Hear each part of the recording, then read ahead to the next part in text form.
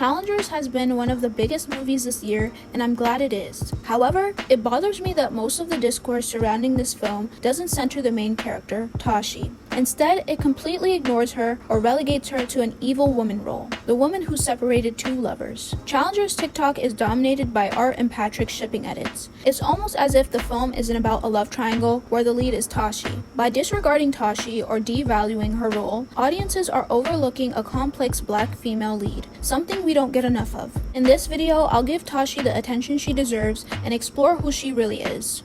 It's so refreshing to see an unlikable and complex woman on screen. Tashi Duncan doesn't play nice. When her husband says, "I love you," she says, "I know." She makes two lifelong friends compete against each other for her affection. She cheats on her husband not once, but twice. She does anything to get what she wants. She's unapologetic, calculating, and uncompromisingly brutal with her words. Even though many people would argue Tashi is the villain, Zendaya seems to think that Tashi isn't. Throughout the entire press tour for Challengers, Zendaya was adamantly defending Tashi Duncan from the villain claims. In one interview, the interviewer straight up says, Tashi Duncan is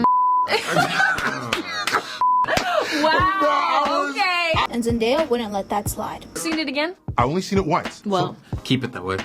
once you come back, you let me know. Okay. Okay. Oh, really? Yeah. Zendaya is the head of the Tashi Defender Club, and she's recruiting members. While Tashi Duncan is undoubtedly a femme fatale, whether or not she is the villain of Challengers remains the question.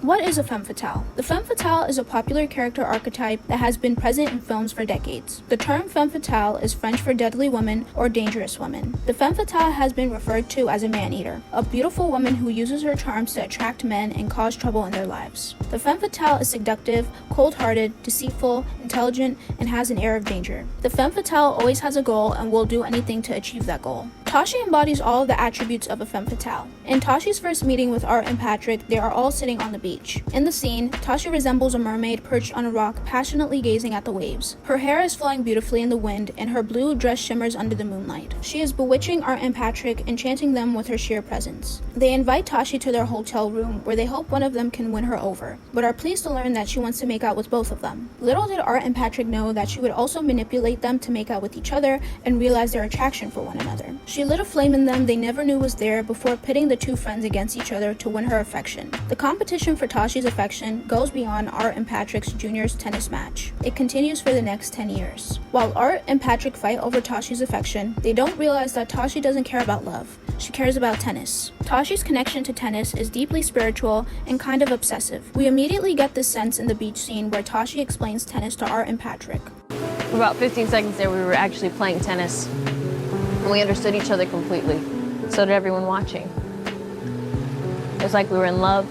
Tashi's relationship with tennis is more than just passion. She talks about it any chance she gets. For Tashi, everything is about tennis and achieving greatness. Her interest in Art and Patrick hinges on how they regard tennis. She starts dating Patrick because he won the tennis match against Art, and then becomes disinterested when he shows no desire in taking her advice to improve his tennis skills. Tashi becomes involved with Art when he offers her the opportunity to be his coach and shows that he's determined to become a great tennis player. But when Art loses his passion for tennis, Tashi loses her passion for Art. It's no secret that Tashi would do anything for tennis. When discussing Art's shoulder recovery, Tashi says, "I would have killed to have a recovery like yours. I'd literally effing stab someone, a child, an old lady." She doesn't mind hurting feelings, betraying, and using people to get what she wants. Tashi doesn't hesitate to kiss and start a relationship with Art, even though she dated Patrick, his ex-friend, and played a part in the end of their friendship. She then goes on to marry Art because at that point, Art is a successful tennis player and Tashi is partially responsible for his success, but is also adamant about maintaining that proximity to his greatness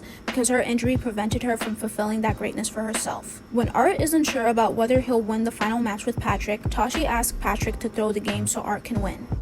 Tashi constantly goes back and forth between the guys. Even when Art and Tashi are married, Patrick still has an invisible presence within the marriage. Patrick has qualities that Art does not and vice versa, hence why they're called fire and ice. There is a lot of discourse about who's fire and who's ice. I think Patrick is fire because of his impulsive and wild nature in contrast to Art's more reserved and stable nature. Tashi likes Art's stability. She likes that he worked hard to become a successful tennis player, while Art is too deferential to Tashi and doesn't challenge her at all. Patrick, on the other hand, has intense passion and natural talent, but doesn't regard Tashi as someone who is above him. He challenges her, and I think a part of her likes that. Over time, Art loses his passion for tennis and confidence, and he has to work to get it back. The only way he can get it back is through a tennis match with Patrick, who has the passion but lacks the discipline. They need each other, and Tashi needs both of them. She needs someone to control, but also someone to challenge her. Tashi doesn't just cheat and deceive to cause chaos. She needs Art and Patrick. There are pawns in her game to get what she wants because she can't do it on her own. Tashi's femme fatale nature is rooted in tragedy and a desperate desire to maintain control over her life.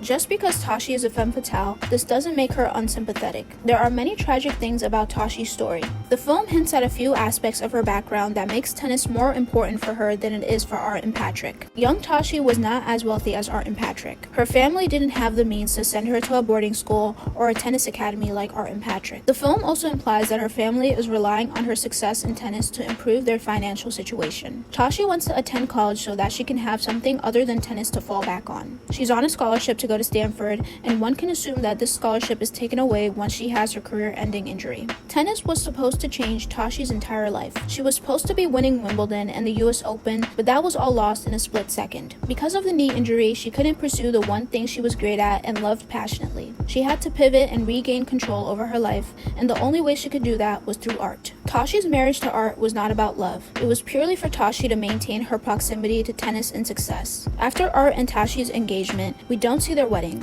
Instead, we see Tashi solemnly watching one of her old tennis competitors winning and getting all the accolades she should have gotten, had it not been for her knee injury. This was not the life she wanted for herself. She didn't foresee a life of sitting in the stands and cheering on her husband. That's probably why she resents Art a little bit. She can't stand that she has to rely on someone else to fulfill her dream. She also resents Patrick because he has the chance to be great, but he doesn't want to be. Art isn't as talented as Tashi, yet he has the career she always dreamed of, while Patrick is so nonchalant about tennis and doesn't value it as much as Tashi. It's not fair. The moment Art decides he wants to retire, Tashi realizes this could be over for her too. At that moment, Art kisses Tashi's scar on her knee from the injury, and it's like she's losing tennis again. But she can't let it go that easily, so she does what she's always done: pivot and try to regain control.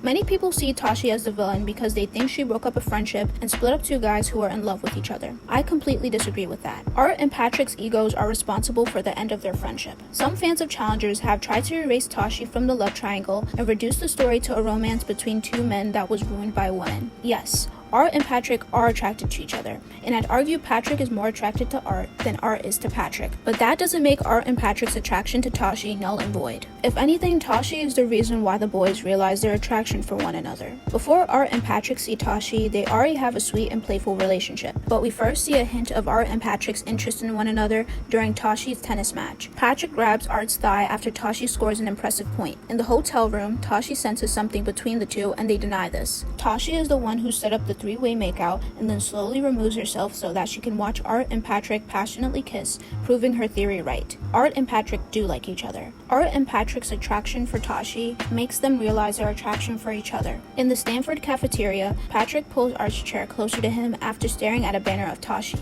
In that conversation between the two, Art is actively trying to sow seeds of doubt in Tashi and Patrick's relationship. Rather than feeling betrayed or concerned, Patrick says, "It's nice to see you lit up about something, even if that something is my girlfriend." That reveals it all. Tashi brings out a fire in both of them sensually and in their tennis. Here they are erotically eating churros with their faces inches apart, and the topic of conversation is Tashi. Tashi is not the reason why Art and Patrick's friendship ended. Yes, she made them compete against each other for her phone number, but she didn't force them to. Tashi didn't force Art or Patrick to do any terrible things, which separates her from many other femme fatales. Art and his ego are the reason why his friendship with Patrick ended. Art tries to put on this front that he's a nice and harmless guy, but he's the most manipulative and deceptive character in Challengers. Art can't stand the fact that he lost Tashi to Patrick, and he does everything to ruin Tashi and Patrick's relationship. Unlike Patrick and Tashi, Art tries to hide the fact that he's a piece of shit, which only makes him a bigger piece of shit. He goes to speak to Tashi with fake concern, trying to make her doubt if Patrick is being loyal to her or whether or not Patrick loves her.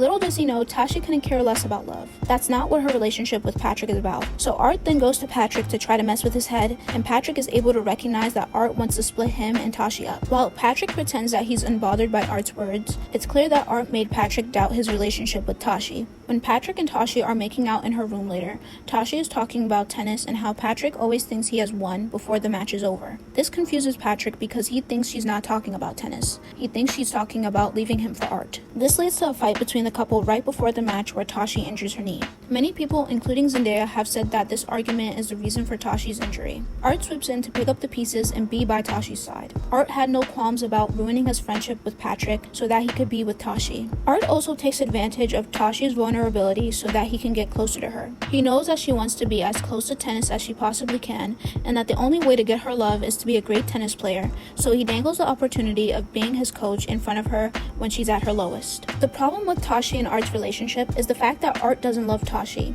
He loves the idea of her. In 2 separate scenes, Art says to Tashi, "Who wouldn't be in love with you?" He loves her because everyone else loves her. He loves her because she seems perfect and beautiful and goddess-like. He doesn't love her because of some personal connection or because he understands her. He only reveres her and sees her as a trophy. Art needs Tashi's approval more than he needs success in tennis, but the only way he can get her approval is by being a successful tennis player. The scene where he tells her that he's going to retire displays both Art's reverence for Tashi and how little he understands her. He wants her to love him unconditionally, but if you should know anything about Tashi, it's the fact that her love is conditional.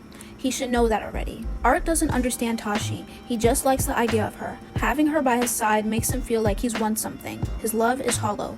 With that being said, while all 3 of the characters do villainous and terrible things, it's undeniable that Art is the true villain of Challengers. It's amazing to me how the guy I left the theater feeling bad for ended up being the most trifling. Sure, Tashi is unlikable and is a femme fatale, but labeling her as the villain of Challengers is an oversimplified conclusion. This assertion ignores the reason why Tashi does what she does and absolves Art and Patrick when they are responsible for the end of their friendship and deceive each other out of their own volition.